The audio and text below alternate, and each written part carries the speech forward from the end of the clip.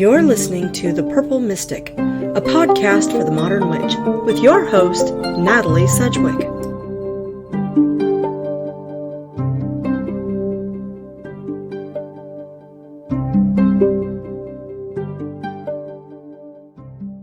Welcome back to the Purple Mystic podcast for the modern witch. Today I have the pleasure of talking with Miss Stephanie Taylor Grimassi. Good afternoon, Stephanie. How are you doing today?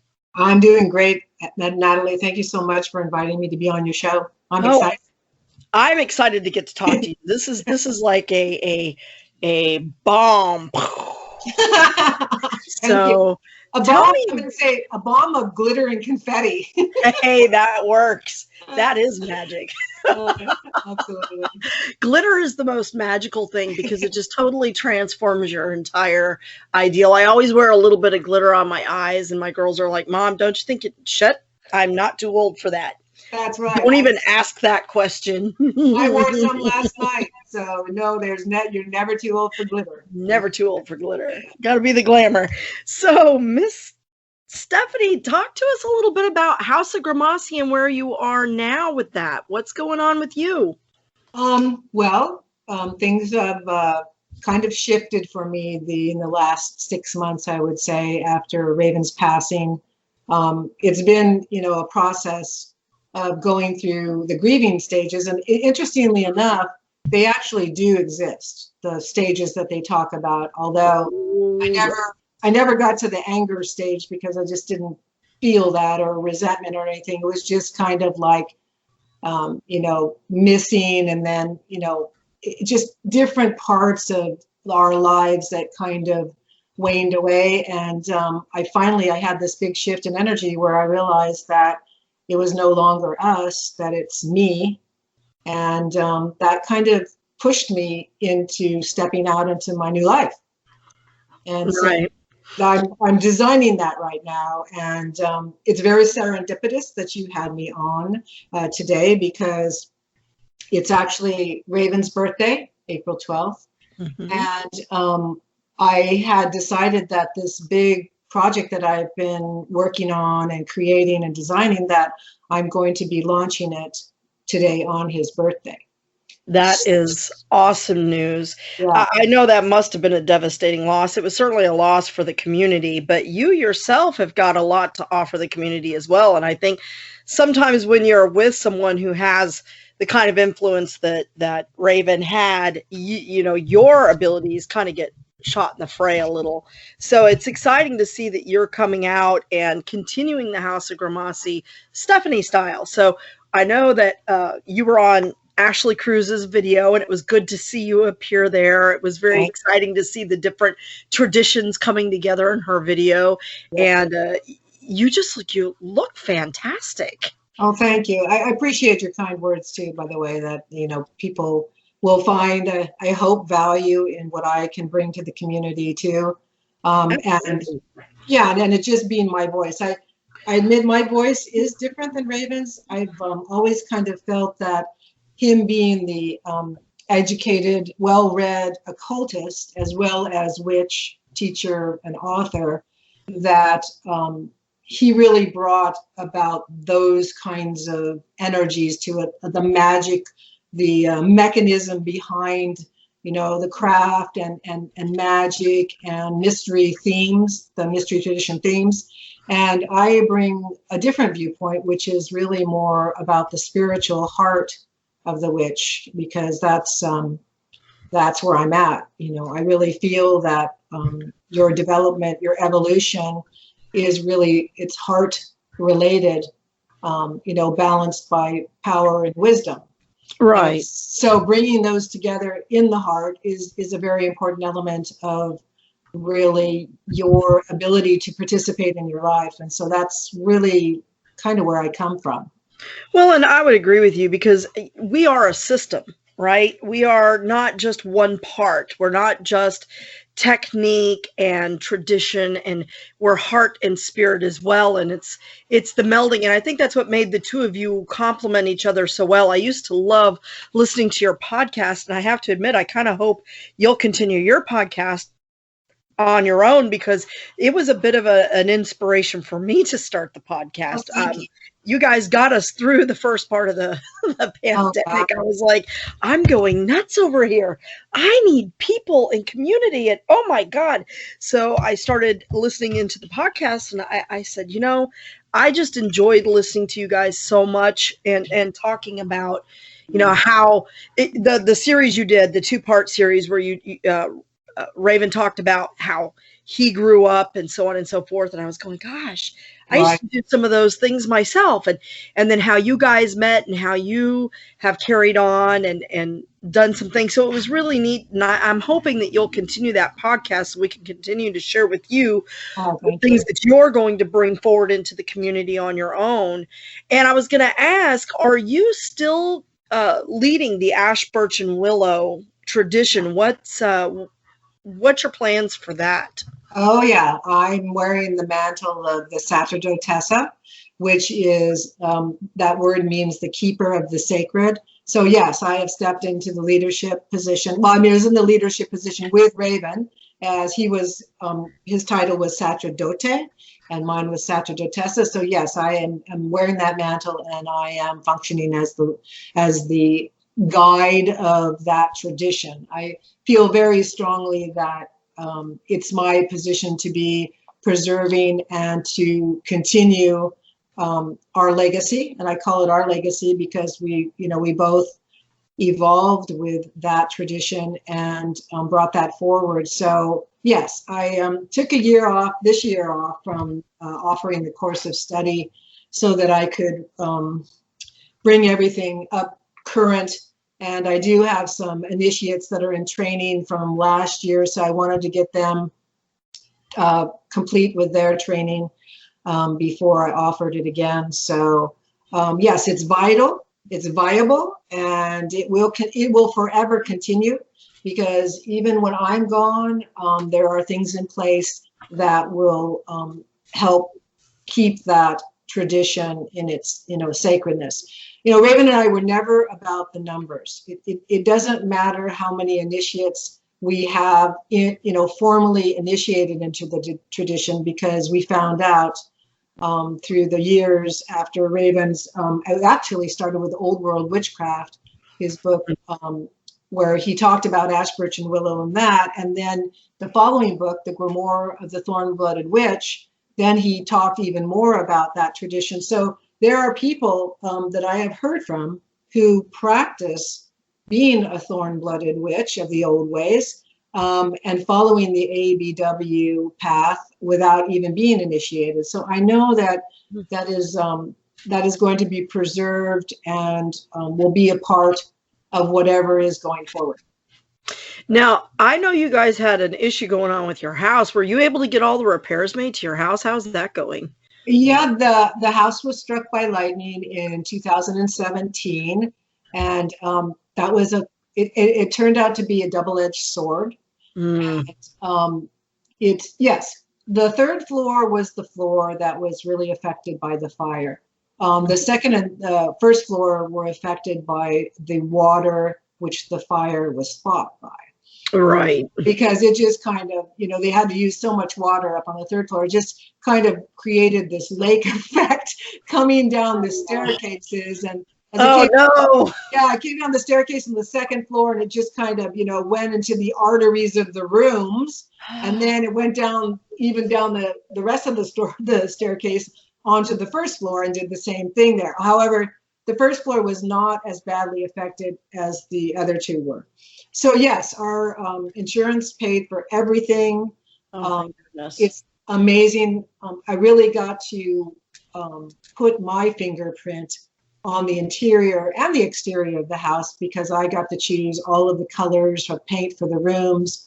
I chose all of the wallpaper, and it was pretty much be done from top to bottom. Although it did take more. It took, I think, 4 more months than they estimated. It's really critical at the time. So it took 16 months altogether. And my concern was us getting back in the house before Raven passed, because he was pretty ill at that time. And unfortunately, when we did come home in October of 2019, no, I'm sorry, 2018, October of 2018, a month later, he went into hospice and pretty much didn't, wasn't able to really enjoy the house that much. So that is a shame. Yeah, it really was. But yeah, it was a really strange time for all of that to be occurring. Yeah, that it struck me as odd that that would happen right at that point in time. Um, but I just I'm glad that you guys have got it fixed, and thank God for insurance, right? Oh yeah, yeah. Well, Thank the Lord and Lady for that one. well, originally when we first were buying the house, the insurance agent said you need this policy because you will never, if anything happens to this house, you will never be able to replace the architectural things that are in the house because they're no longer available. And he was correct about that. So all of that was saved, though. That none of that was demolished, or it was all just refurbished is basically what happened, the woodwork and such. So it's just, again, without hubris, I would say this is a magnificent home. And on that note, I'm now going to tell you about my big announcement. Yes, want to hear it. So because of my stepping forward and trying to really establish some sovereignty on all levels of my life, I have turned the house into an Airbnb. Oh. And it's called the Legacy House, and it's on the Airbnb platform. But along with that, the most amazing thing happened for me when I decided that I'm also have turned it into the House of Grimassi Living Legacy Museum. Oh, awesome! A twofer. Now I definitely have to get out to New England. Well, when you were saying that, I was thinking that, yeah. It is a private museum. It will not be publicly, will not be offered to the public. Right. However, the Airbnb is offered to the public, and the way I have the house set up, it's a no-brainer. People won't really be exposed to any of the witchcraft stuff that are non-magi, I would say. And then the people who do come that are involved in witchcraft, I have a very big surprise for them, because on the third floor, along with the guest bedrooms and the full bath up there, there is a room that is the full width of the house. The full length of the house and half the width of the house. And that is what I call Sanctum Sanctorum. It's Raven's occult library. Oh, wow. And he was a bibliophile. So he has an amazing collection of books covering amazing topics. And he's got first editions and first printings, and that will be made available to anybody in the craft who comes to stay. So let me tell you a little bit about the museum part of it. Absolutely. We want to hear about that for sure. So the first floor of the house, that is where the basis of the museum is, and in that room on the third floor. So I have a lot of objects there on the first floor, as well as a couple of cabinets that have, one of the cabinets is dedicated to all of his Strega collection of things that through the years that he's either practiced with or were gifted to him and made especially for him, things that are representative of that path, because that was a very important part of our lives. And I know it was a very important part of his life.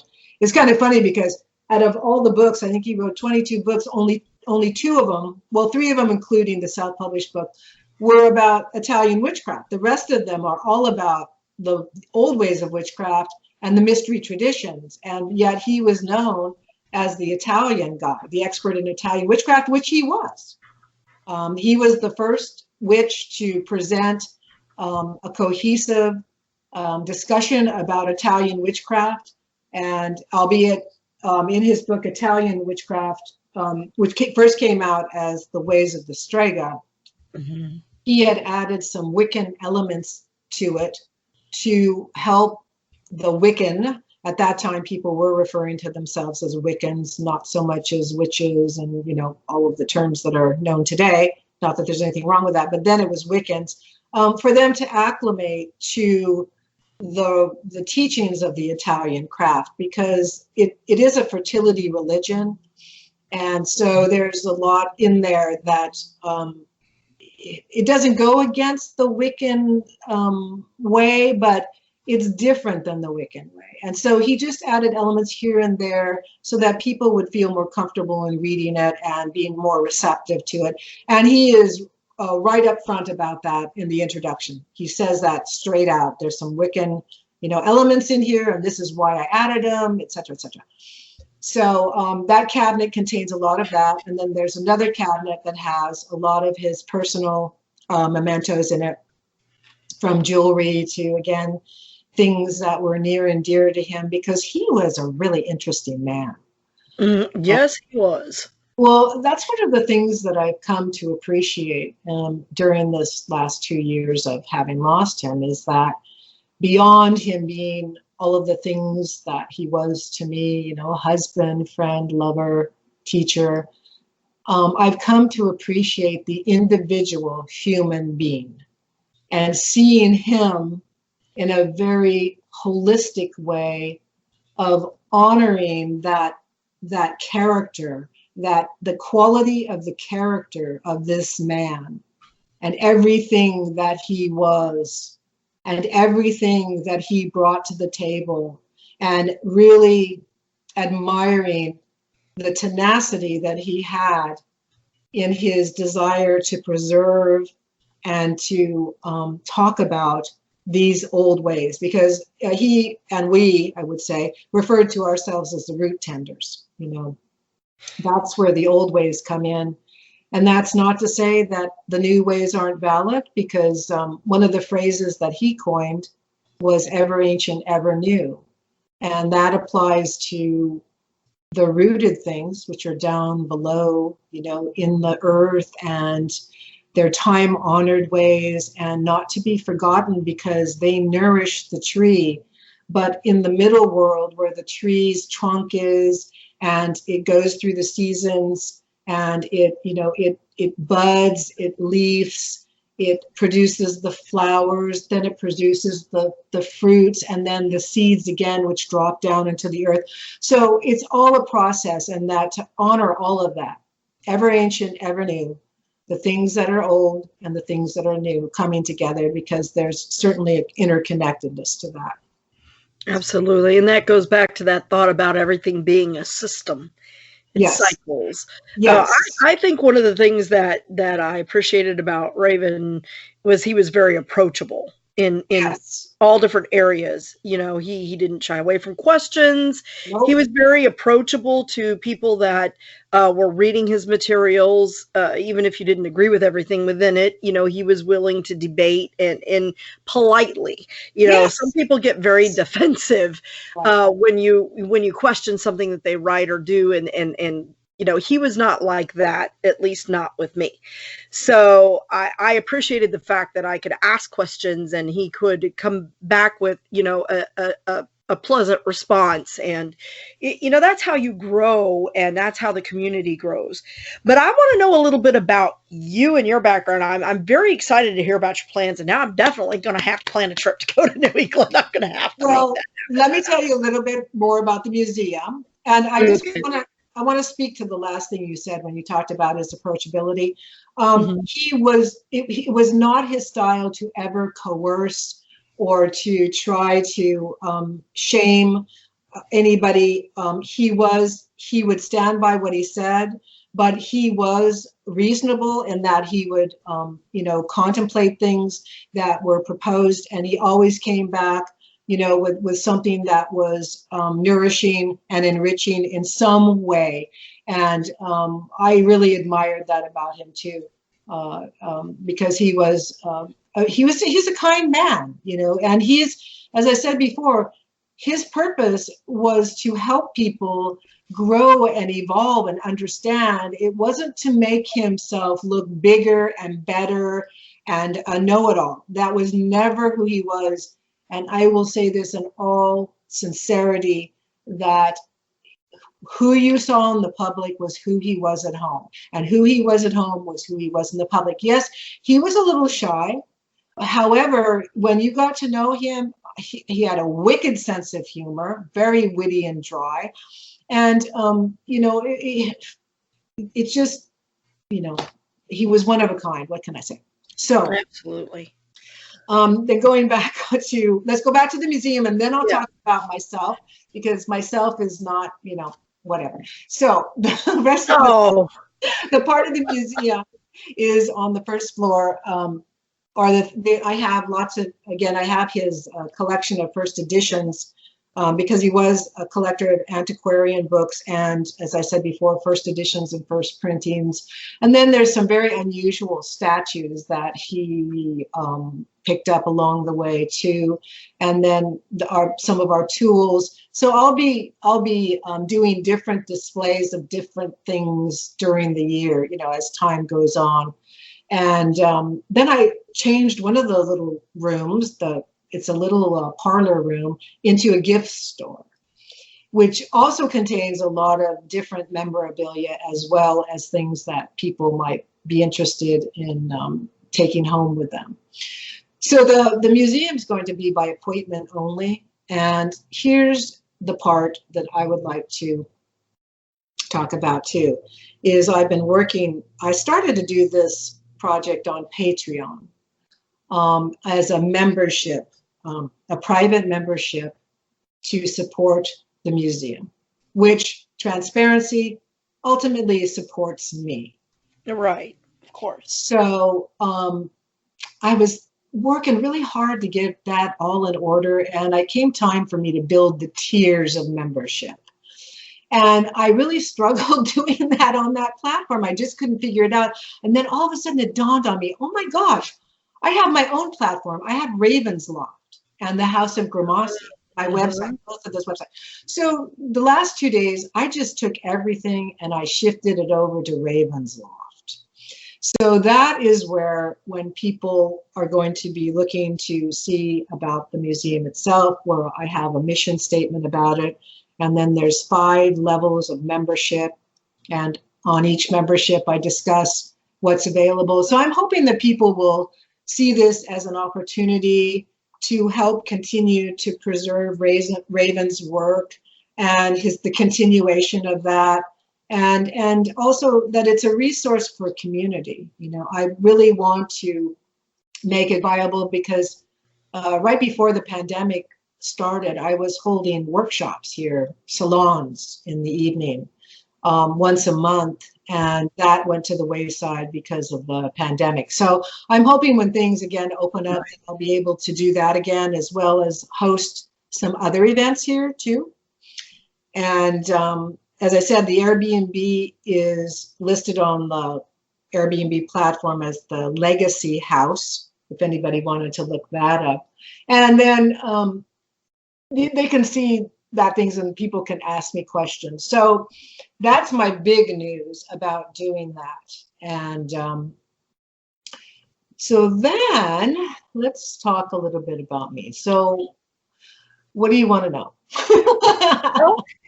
We know so much about Raven and his history because you felt it was important for him to document that. Yes. And so through your podcast, you did that. But we didn't get to hear a lot about Miss Stephanie Taylor and how you came into the craft and what your growth and your path was like. And I'd like to hear more about some more of your plans going forward, especially with regards to, the ash, birch, and willow and kind of where you come from and what are you all about?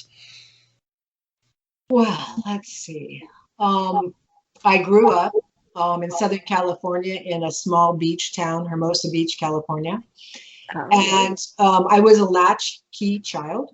And because I lived so close to the ocean, that became a very nurturing environment for me. I would say that nature became really the nurturer of me, and I started to really respond to that. So that kind of started my interest in my relationship with nature. In my home life, when I was growing up, there was never any religion. There was never any doctrine ever talked about. It was a very bohemian lifestyle. My mother was a very interesting woman. She may have not been, June Cleaver, whom I wanted but didn't have, but she was Gypsy Rose Lee. Well, there you go. That is a very different kind of motherhood, isn't it? It truly, I mean, what she did was she set an example for me to understand that there's no limitations to what a woman can do, and to remain a woman when you're doing it. And so she demonstrated. She was an actress in theater. She owned a coffee house at one time. She went on to work for a newspaper where she started out selling classified ads, and then she moved up to be a receptionist for the publisher himself. And then she ended up becoming a photojournalist, which was what I really wanted to be.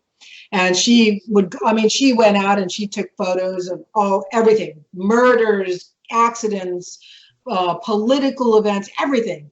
And then she became the editor-in-chief of 7 newspapers. Oh, wow. And then she ended her life by being the treasurer of the city of Hermosa Beach. Oh, wow. She had a very accomplished life. And she passed away when she was 59 years old. Ooh, that's very young. Yes, but she lived large.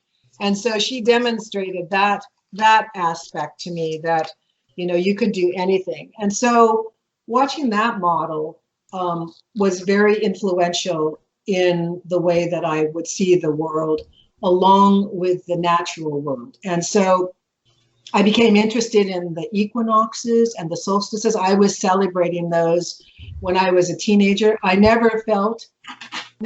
have never claimed that I was a witch, but I was very drawn to all of the mechanism of nature.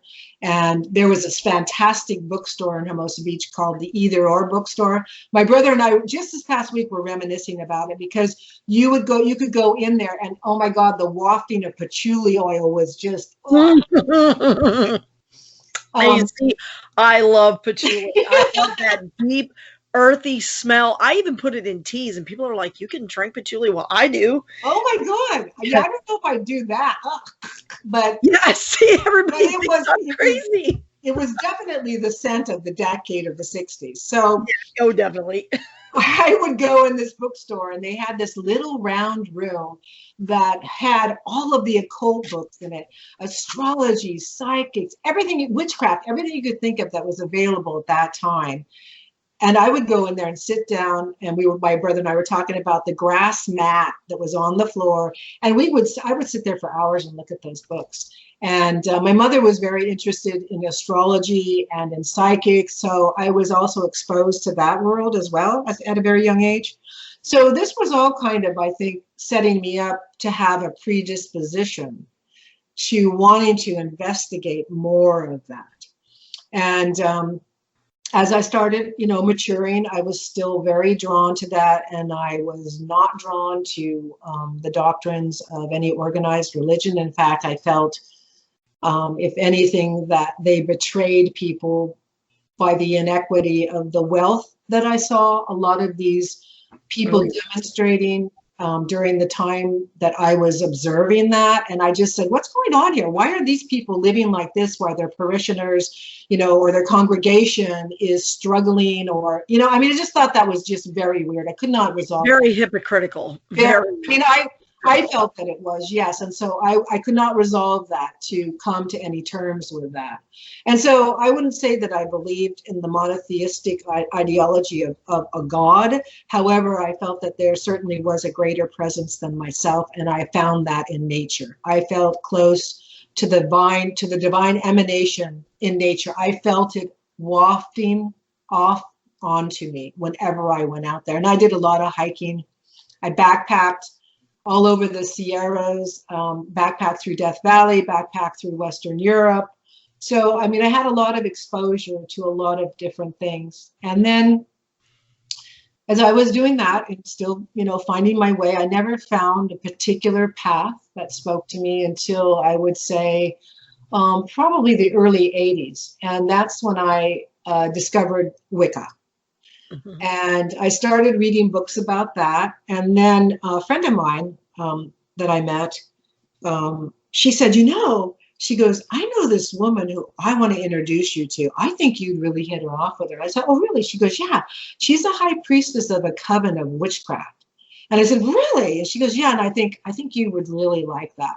So she ended up introducing me to my first high priestess. Her name was Mimi. And to the high priest, his name was Bill.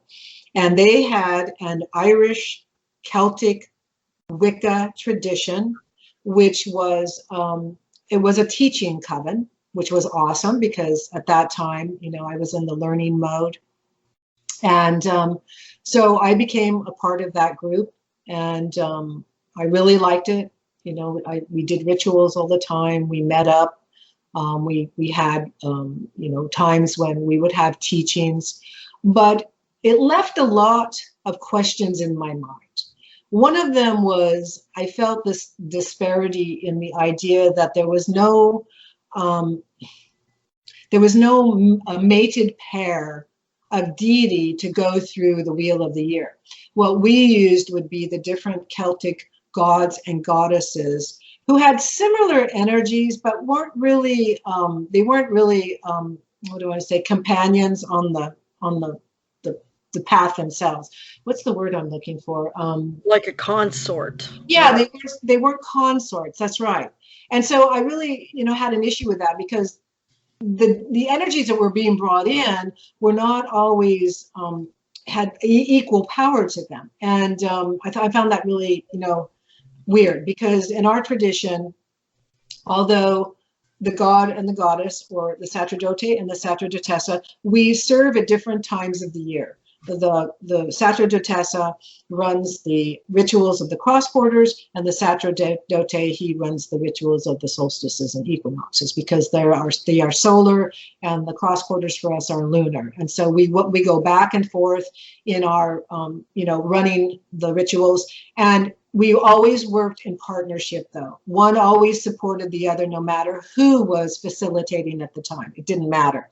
They were equal in bringing what they had to bring to it. So anyway, so time went on when I was with this coven, and I was being groomed to take it over as the high priestess because she wanted to retire. Mimi was a little bit older, and wonderful, wonderful high priest and high priestess. Lovely, loving people, compassionate, wise, and I'm forever grateful for having been able to have, my teeth first sunk into what they had to offer.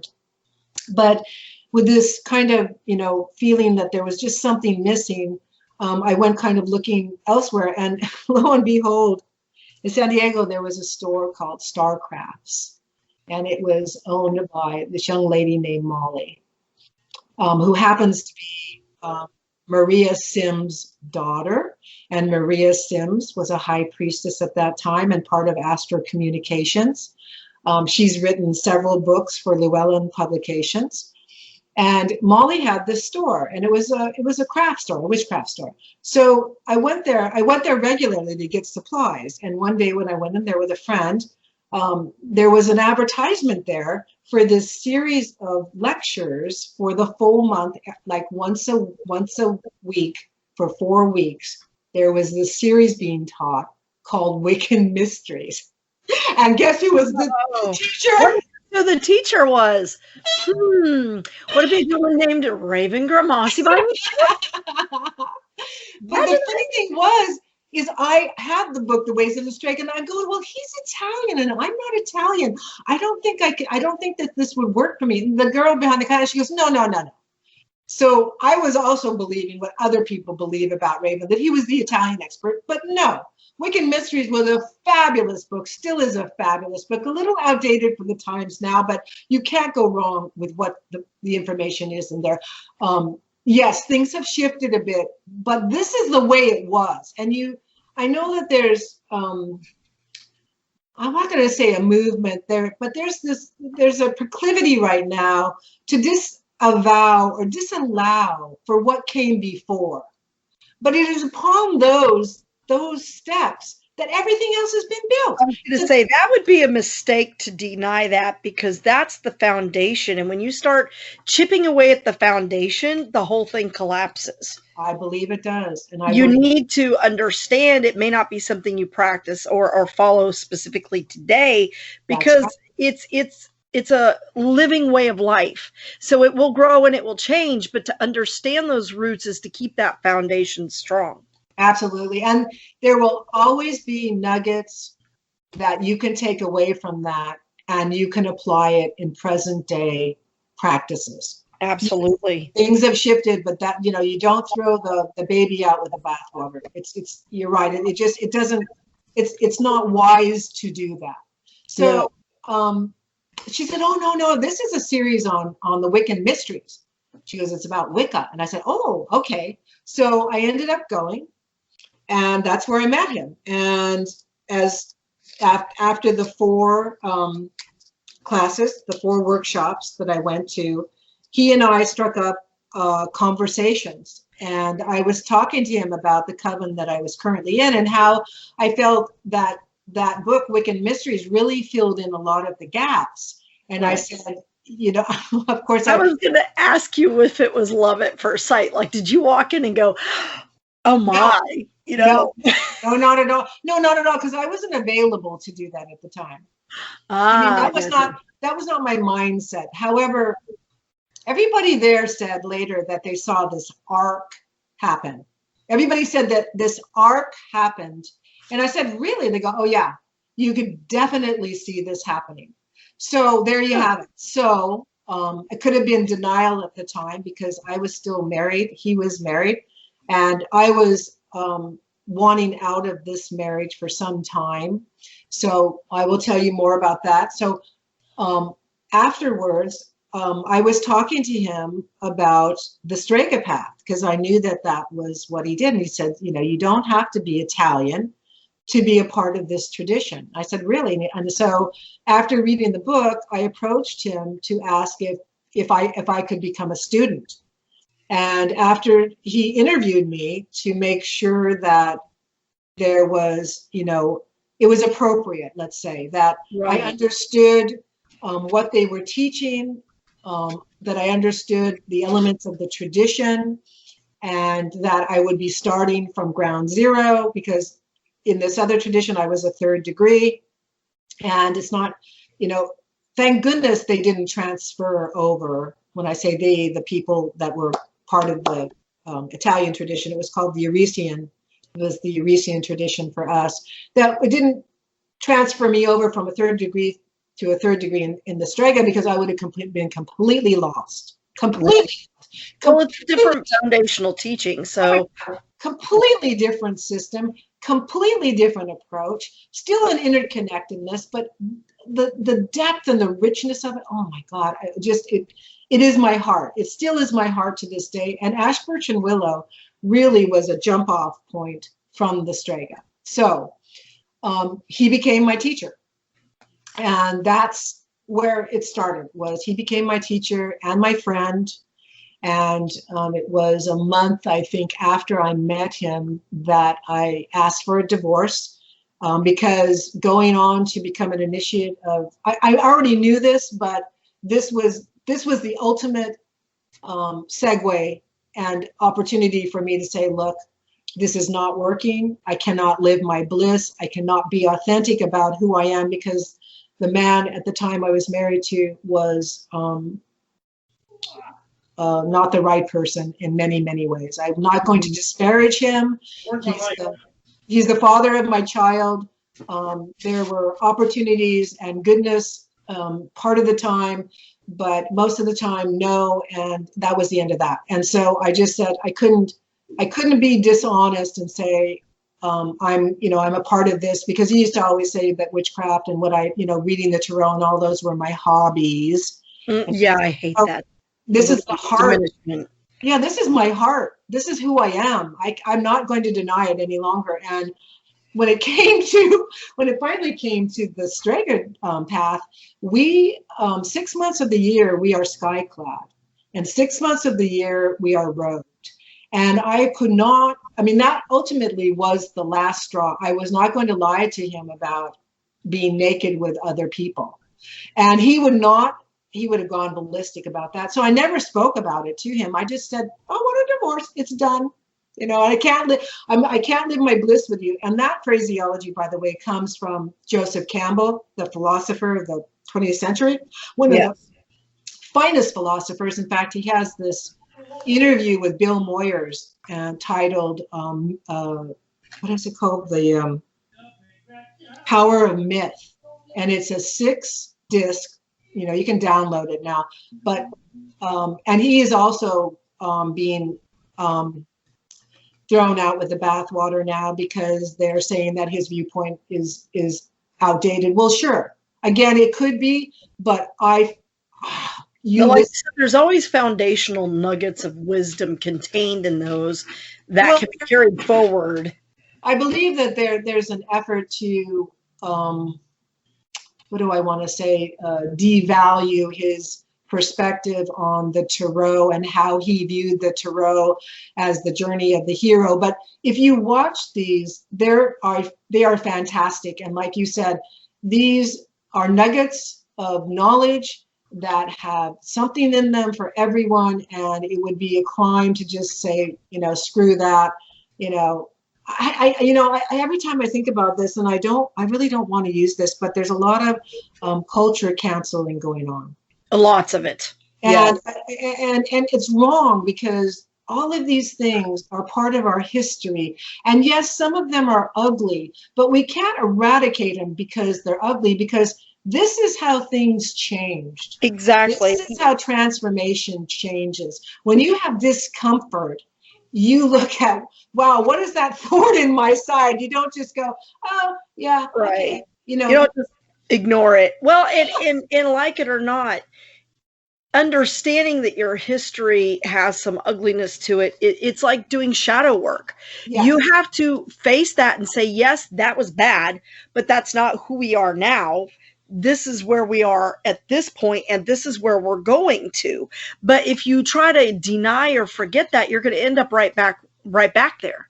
Oh my gosh, Natalie, just think, if we went back thousands of years ago, we would be, in all of the things, the heinous things that were done, but also added to us, like you say, becoming more civilized, becoming, evolutionized, and all of those things. Without all that discourse or, that trouble and challenge, we would not be where we are today. No, we would not be. And that is the same for the craft. It works in all areas of everyone's lives, in mental, emotional, physical, and spiritual. We must listen to that. We must participate. We must evolve and change, because if we are complacent, we are doomed to repeat the same things. And that goes for your personal life, in the choices that you make every freaking day. Okay. So, going back to me, we digressed quite a bit. A little bit there, yeah, just a little bit, but that's okay, because that's how the conversation flows. Yeah, so I apologize for that. You then became a student. Oh, I became an initiate of the Strega path, and I went through that and became a 3rd degree in that system. And then as time went on, we got together. We didn't have a coven. I was not in a formal coven in the Strega tradition, but in the area where we lived, there were 3rd degrees, and we would often get together and do ritual. We did magic together.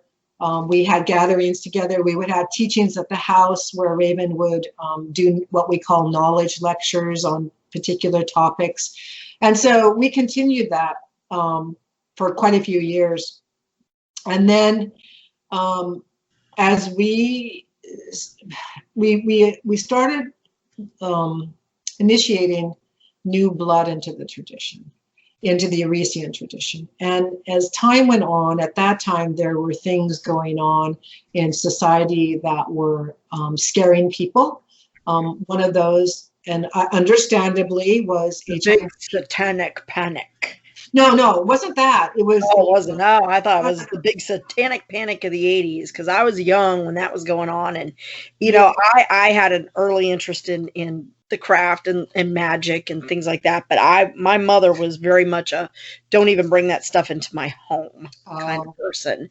So I'm sorry. Go ahead. No, my mom would have totally embraced who and what I am now. She would be encouraging to the nth degree.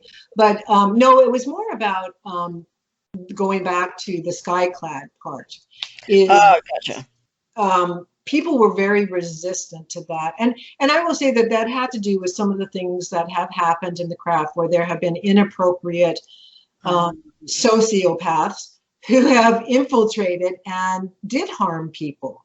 Right. And that was understandable. But when when we started talking, just like Raven talked to me in the beginning, this is what we do, this is what happens. And part of the teachings of the tradition, which are Aradia's teachings, that your body is sacred and that to present yourself, in your natural state was a sacred thing to do, and that there was nothing wrong with that.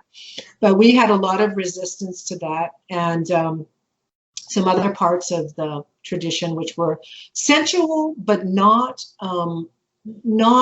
out of line, And well, I think people confuse sensual with sexual. It doesn't necessarily mean the same thing. That's correct. One is an appreciation of the sensory aspect of the world itself, which comes from nature. I mean, think about how plants are in terms of a flower is very open with its sensuality, which is a part of its sexuality, but it's not entirely the sexuality of the plant.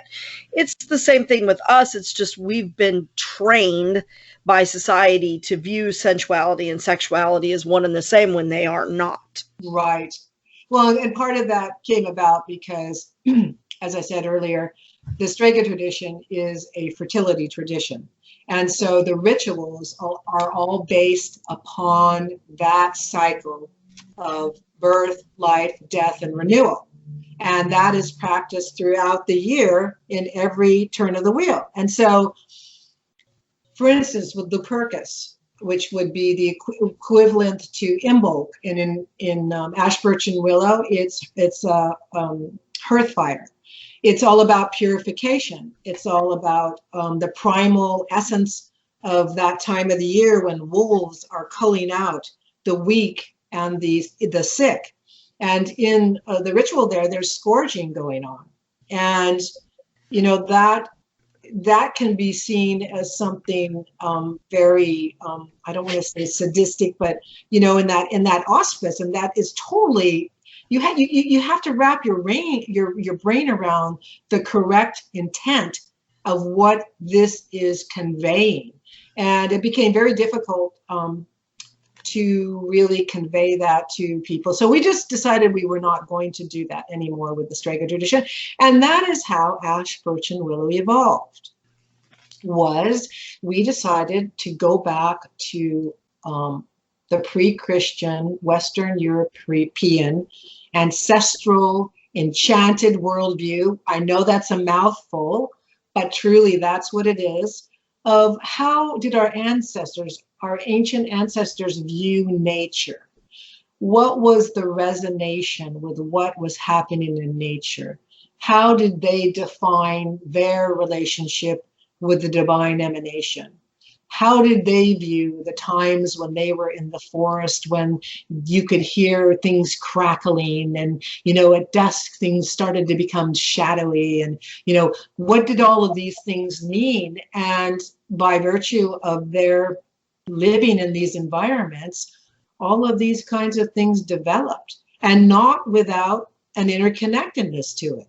These things were palatable to our ancestors. And to us as well today, when I'm walking through the forest, it is alive. It is viable.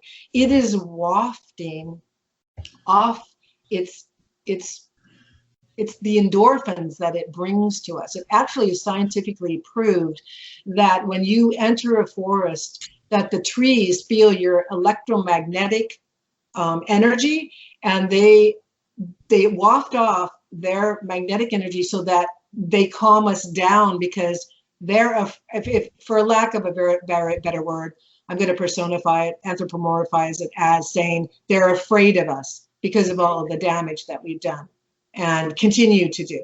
And so they figure, oh, let's just drug them and they'll never know the difference. That's right, exactly.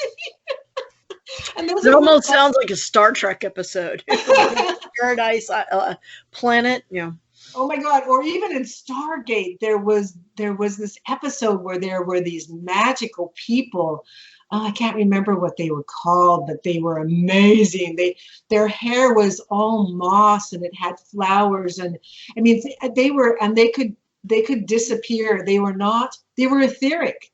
I mean, it was like the elder race. They could appear and disappear when they wanted to, because they weren't invested in, in this lower density of existence, this heavier energy that we have accepted as spiritual beings coming into this plane. We accepted that to come into these, what Raven would refer to as our deep diving suits. And it's true, because everything here is a lot denser and a lot heavier, and that keeps us here to do the work we need to do. So as far as Ash, Birch, and Willow goes, that was the beginning of that. And Raven talks a lot about how that evolved in the Grimoire of the Thorn-Blooded Witch. There's a lot of discussion in there about the mechanism of how we discovered our connection to She of the Thorn-Blooded Rose, to Mandrake. I mean, I still have a Mandrake that we planted with seed in California. I was going to ask about your Mandrake. Yeah, we dug them up and we drove them with us across country. I still have mine, and it's in the museum. Actually, it's a living Mandrake specimen, my familiar, and it is now, I want to say, 20 some years old. Wow! And I haven't unearthed it for the last couple of years, because it's been leaf. It's been in leaf, and I don't want to do that. And right now it actually has, because the root is massive. I'm telling you, it's, let me look at a ruler. How big of a pot do you have to have for that Mandrake at this point in time? Well, I would say it's at least, the pot's at least 12 inches in diameter, and it is probably 3 feet tall. However, since I haven't dug it up, I'm not sure how far it's grown down into that pot. But prior to that, I had it in a smaller pot.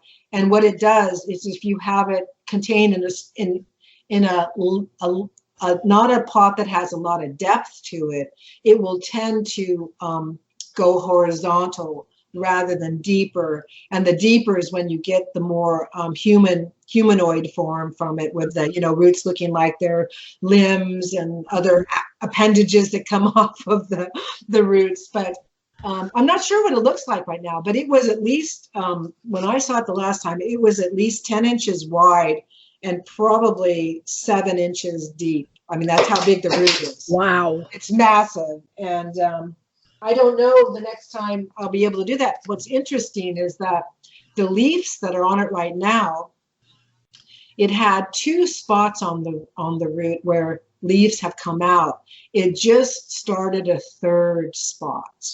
So now I have this new rooted area. Well, actually, no, I won't say that. There are new leaves coming out of a different part of the crown. So I have 3 separate leafing entities coming out of the crown right now, which is fascinating, because 3 is such a magical number, manifestation. So I find that interesting. You are manifesting a lot right now. I know, that's what I mean. That's what I mean. Being that it's your familiar, it must be a physical output of your manifestation. Oh yeah, because I utilize it a lot.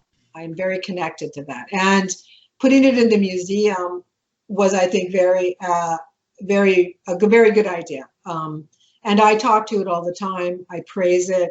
I thank it. I have gratitude for the blessings that I feel in my relationship, the rapport that I've developed with that, how it works with me in common cause, because I believe that working in common cause with nature is one of our essential mandates of being a witch, working in common cause and stewardship with nature.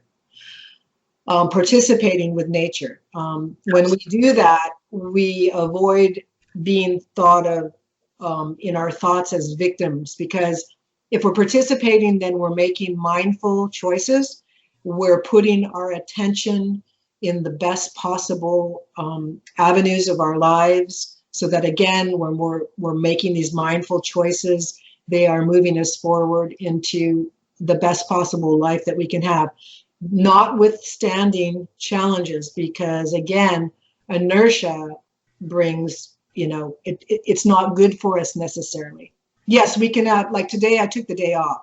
My day off is, my biggest thing today was spending it with you in this interview, and this is lovely. Absolutely. I'm so excited. I feel like I should have a cup of tea and We should.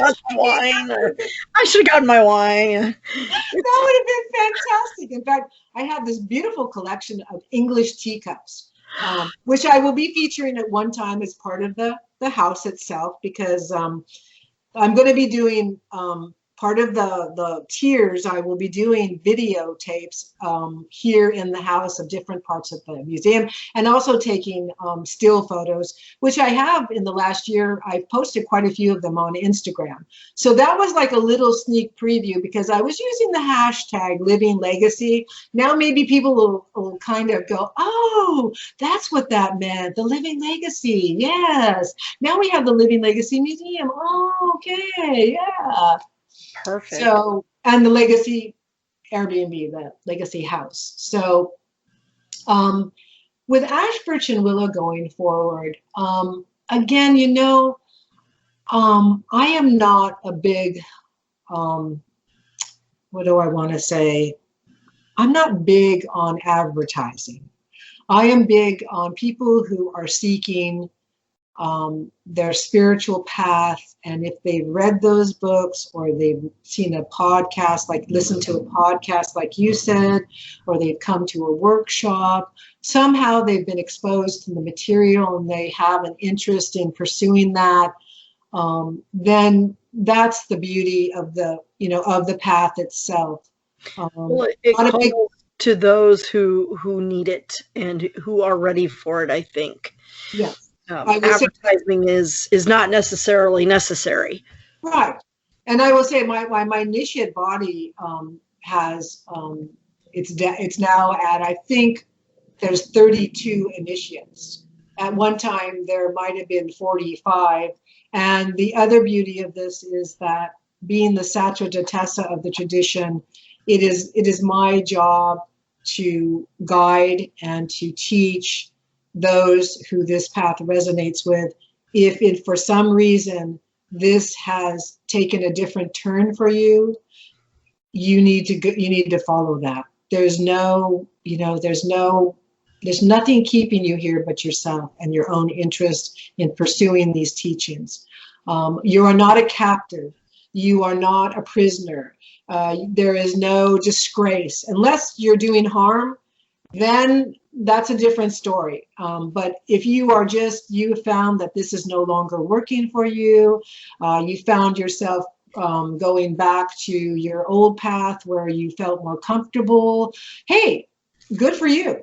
And that is okay. And for any initiate who comes in, new initiate in particular, there is a 6-month probation period to really kind of acclimate themselves to whether or not this was really going to work for them, because there's 12 months of training. And to be perfectly honest, that I would say most of the initiates who are in the tradition have been in it for, I'm going to say, excluding the new initiates, I'm going to say for at least 5 years, and they are all first level still. There is no guarantee to your elevation.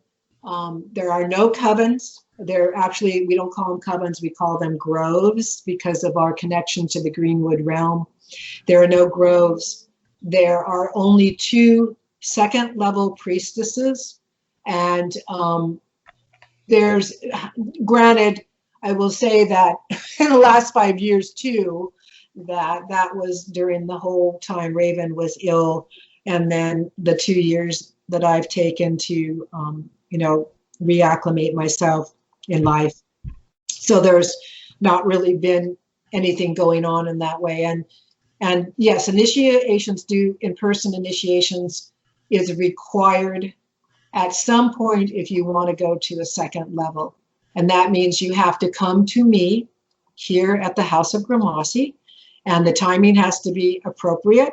And my high priestess, I mean, not my high priestess, I'm sorry, my priestess has to be here to help me facilitate the initiation. I cannot do it alone. It takes 2 of us to do it. So that is a stipulation that's a little, it's I'm not going to say it's frustrating, but it's certainly. It could be inhibitive for people that are not in a position to be able to travel great distance or. Well, yes and no. Because in the old ways, if you wanted it bad enough, you would do it. You made it happen, right? You made it happen some way. And there's actually been discussion about that where there have been some other arrangements that have been proposed to be made for the West Coast, because that's where my priestess lives. And she has, you know, has her home. It's all set up. It's imbued with ABW. So in effect, I could go there and we could do them there for West Coast people. Now, with that being said too, with these initiates who have been continuously participating, have been loyal, have been supportive, that speaks to the tenacity of their dedication to their understanding of the teachings, not to me. Because when you take an oath, your oath is not to Stephanie or the sacerdotessa. I am a witness to that. I witness your oath being made to the divine and to the entities that are part of Ash, Birch, and Willow. And that is my role, is as witness. Yes, I pass something to them, but again, that is coming through me from divine emanation. That is not me. That is not something I am personally bestowing on them. It was bestowed to me. And this is part of the teachings. I don't know if you've read What We Knew in the Night, but Raven talks about that in there and the sacredness of that passing, let's say, of the light, which that's all I'm going to say about that. However, it's very important. It's a very important connection and conduit that needs to be established. And I can firsthand speak to that with the Strega initiations that I have had and the initiations of Ash, Birch, and Willow I've had, which were given to me by Raven myself, to me. And that again was, something I don't talk about. However, it's there. It's real. It's authentic. And I will go to my grave knowing that it's very emotional for me right now to say this. I understand completely. And I can't tell you how much it means that you are being so open, because I know this cannot be easy for you.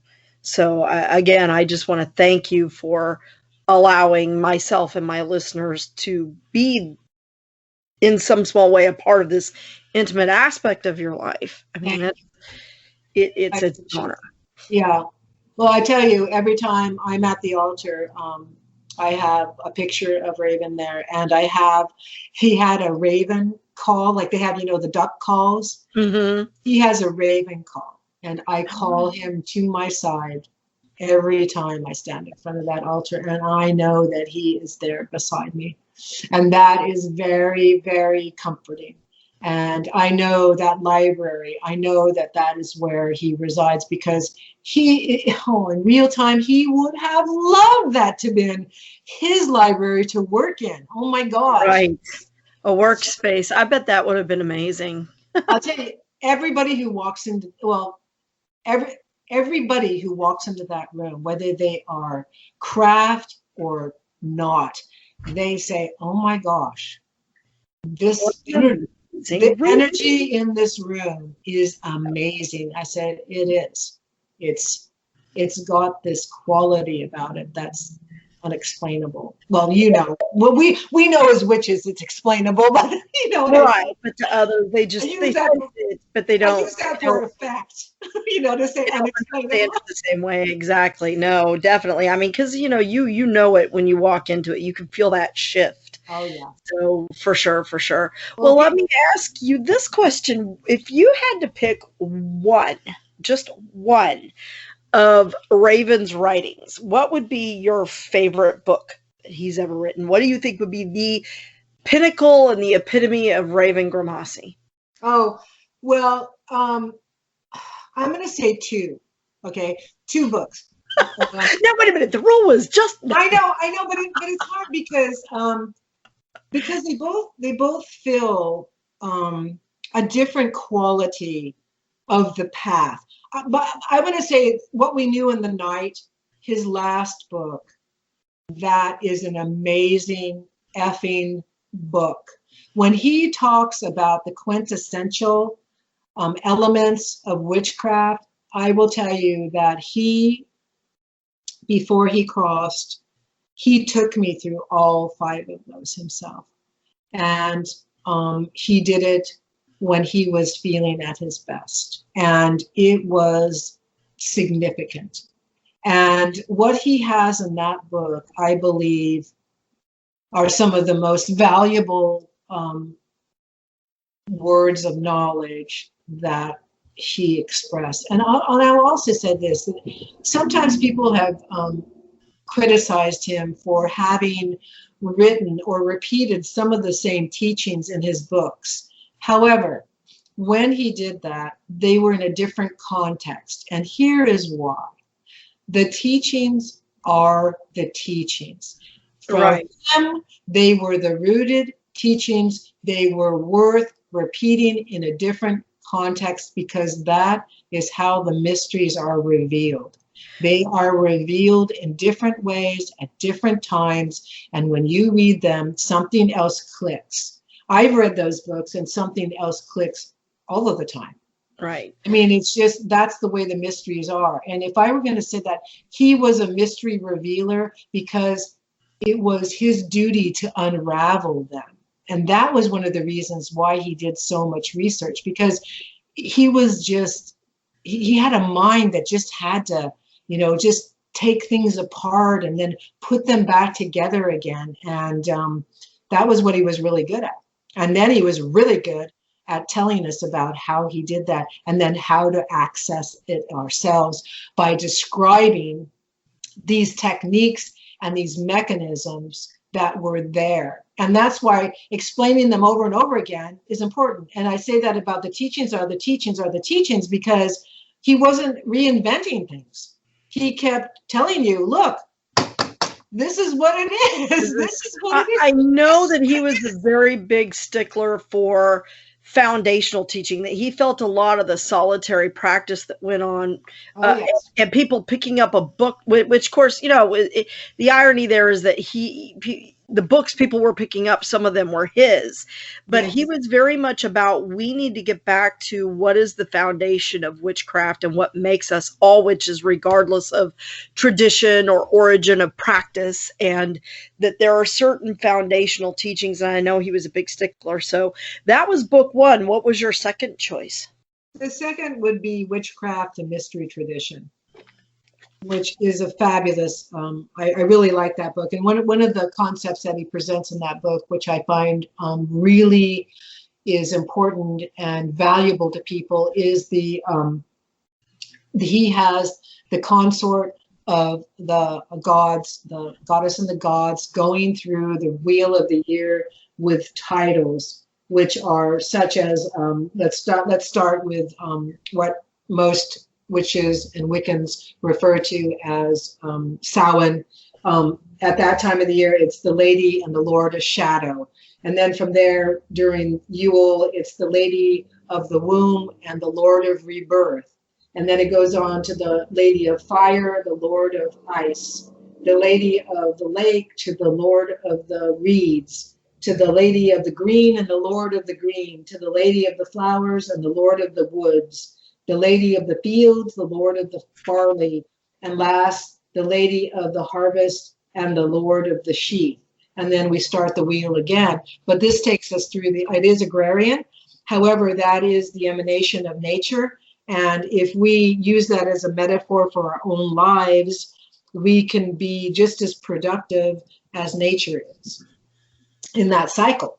And so I just found that to be so valuable because very profound in its simplicity, which is, yes, I think, what makes that a gem of its own. yes. You know, we have so much to learn from nature, and getting back to that, you know, nature never holds on to what no longer serves it, and someday that's going to include us, unfortunately. Because it's birth, life, death, and renewal. And you know, nature is the emanation of the divine blueprint, Natalie. I mean, that is its purpose. It is the roadmap. It is the blueprint. It is, look at me.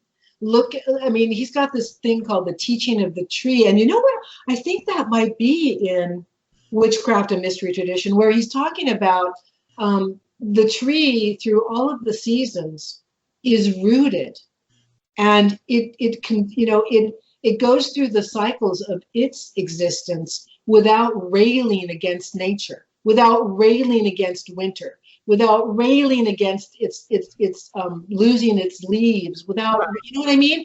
It just adapts. It just, absolutely. Exactly. It just is. It's an acceptance and an adaptation to what nature requires. And that goes along with the ebb and flow of life, with the challenges. You know, one of the phrases that Raven liked to use, and I say where I knew it came from, Raven quoted to me, was from William Gray's book. I think it's Western, the Western Inner Workings, and it's looking for a perfect peace profound, which I define in my worldview as, you know, one of those clowns that used to blow up and they had like a weighted bottom. Oh, God, yes. So I had one of those, punched a hole through it. Okay. Well, that's not a good example of what I want to say. But no, but I know what you're talking about, the little punching bags. Okay, so you would punch it, but the thing would come back, right? It come right back up, right back up. So it's unless you sat on it. What? Unless you sat on it. Oh my God. Okay. So let's erase that. Let's go back to my metaphor. So you're punching it and it comes back. You're punching it and it comes back.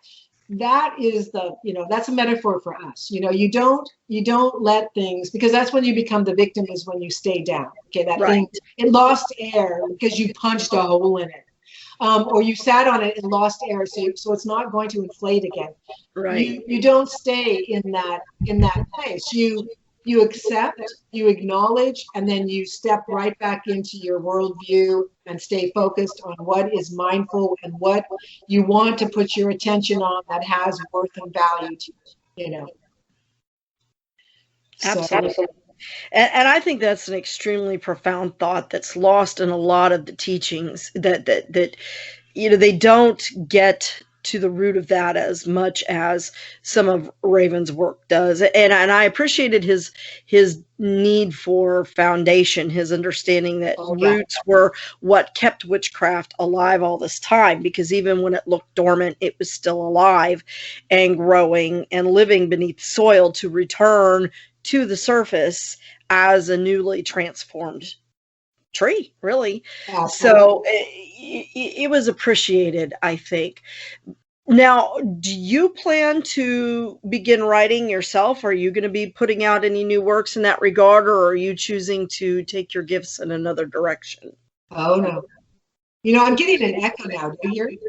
I'm not hearing it. Oh, good. Okay, because I can hear it on my end. Anyway, yes, I am going to write a book. I already have started it, and it'll be from my spiritual perspective. And you know, your perspective is defined by your perceptions of the world around you, which are through your senses. And of course, for us, the sixth sense of intuition comes into play as well. So I'm taking what I have learned through my life experience, and I want to bring that forward into a writing. I'd also like to write a book on the mandrake. I want to call it The Company of Mandrake, because it's accompanied me for so many years. And so, yes, I will be doing that once I can get financially stable. I'm going to say that because that's really part of what's, what I'm needing to do after even having crossed the veil. Struggled a little bit with that. Well, there's always a period of adjustment, especially when, the income has been two-part, now it's one. So exactly. It does shift. Absolutely. Yeah. And then, of course, the world's changed so much, too, in the last few years with the pandemic, that's really kind of, it's changed the way everything works. And absolutely, it has. So, yeah. And when you asked about a podcast, yes, I would like to do a podcast, and I probably will. And it will probably be, coming from the House of Grimassi. Right now, I'm actually having the House of Grimassi website completely overhauled. And I'm very, very excited about that. Yeah, super excited to see the new format. Yeah, when will that be going online?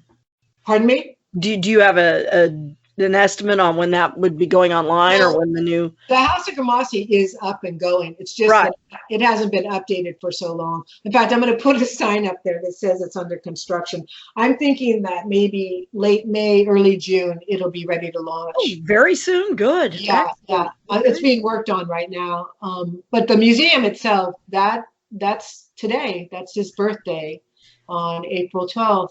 I thought it would be very serendipitous as well as honorable and commemorative in his honor to launch the House of Grimassi Living Legacy Museum. Absolutely. And I'm honored that you chose my podcast to announce that on. So I'm super stoked. I hope maybe we'll be able, for those of us that financially are not able to travel at this point in time due to the pandemic and everything else going on, that we might see a video tour of, a mini tour of it, or some visible embodiment to be able to go, oh yeah, I'm gonna get there. The manifestation when you can visualize. So well, I'm hoping that people will take the opportunity to look at what I'm offering as far as membership. It's a private membership to the House of Grimassi. As I said, it's a private museum. It won't be publicly, it won't be out to the public. And there's different levels of support. There's monthly, and then you can pay annually. But in those tiers, there is the video that I'll be shooting. Good. Okay, so that's an option, and it gives us an opportunity to support you, which I think is very important. Thank you. As well. So it definitely. Well, I'm excited too to be talking about the things that I'll be sharing videos about, as well as still photos, where I will be talking about whatever I'm showing you at the time too. Little snippets of all different kinds of things. And yeah, it's that I like that because it's a creative outlet for me as well. Absolutely. And I'm sharing things about my life and his life, and I think it's really it's fun and interesting. So I hope other people will think so too. Well, I am certain that they will, and I'm excited to see more of what you're going to bring forward because I'm excited to see what I'm going to bring too. I'm really excited to see where that's going to go. I wake up every day and go, I'm excited to see where I'm going to go today. But you have so much to offer on your own, and again, I think when you're with someone who would be considered a living legend, as Raven would, that sometimes those that are the force behind or next to or with, I would say, not so much behind, but next to, get lost in the shadow. So it's exciting to see you step forth and blossom into your role in the craft, because I think that a lot of times you might have been the power behind the power, and that gets forgotten. And I think it's important to acknowledge and recognize that, and see where you take House of Grimassi in future. I know that your time is very valuable, and I want to go ahead and tell you that I very much appreciate it. Do you want to share the websites with the audience, so if they want to go and join that membership level, where they can go to do that? Now, you can go to www.ravensloft.biz, and when you are on that home page, on the left-hand side, there are the department categories. On that side is it says Living Legacy Museum. If you click on that, it'll take you to the page on the website where you can read about the museum. And then you can read about the levels of membership options. And also in the future, and not quite yet, but I'm going to be very happy to be able to announce when the launch of the new House of Grimassi website will be, and that's just www.houseofgrimassi.com. So those two things are happening, and then of course on Facebook, I'll be announcing that on Facebook today. Well, excellent. Well, thank you again, Miss Stephanie, for giving us the honor of your presence on the podcast, and for sharing with us all of the exciting new changes and upcoming things that are coming for you. And we look forward to seeing more from you. Well, thank you. And it's been, it's been an honor that you have honored me with having me on. And it was an honor for me to stand beside that man and to enable him to be all that he could be during his lifetime. I mean, I really want that to be known, that I admired him greatly. And thank you so much for encouraging me and, really supporting me and having confidence in me, because that is part of what's, really making me step forward and to really embrace, finding me. So thank you so much, Natalie, for this opportunity. Thank you very much. Appreciate it. Yay.